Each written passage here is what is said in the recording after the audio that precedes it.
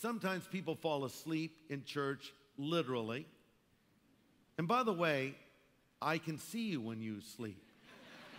It sometimes comes as a revelation to people that just as you can see me here, I can see you there. You know, I have pretty good eyesight. I can even see you up there in the balcony. And I know when you're nodding out, and I don't go for the little tricks because I've tried them all myself. You know, where you're wanting to sleep, but you don't want to just lay down on the pew. So you just sort of do kind of the prayer, But the giveaway is when you do this, you know, periodically and look disoriented and go back into prayer again, you know. And the other giveaway is when you're still in prayer after everyone has left. You know, you're sitting there, you know. There's a story in the book of Acts. It's really kind of funny and also a little tragic, but has a good ending, where the Apostle Paul is preaching. And the Bible says he was preaching for hours. So be glad when I end on time, okay? I do keep my eye on the clock, believe it or not.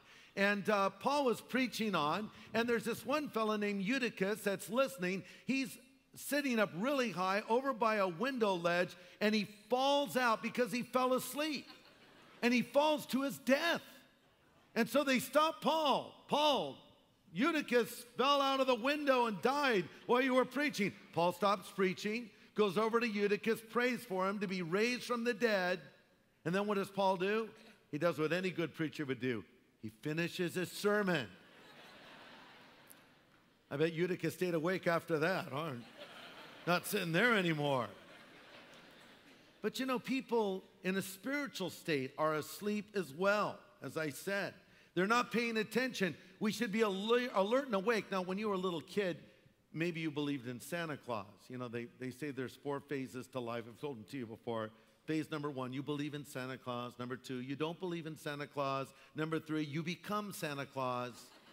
And lastly, you look like Santa Claus. And that's where I am at right now.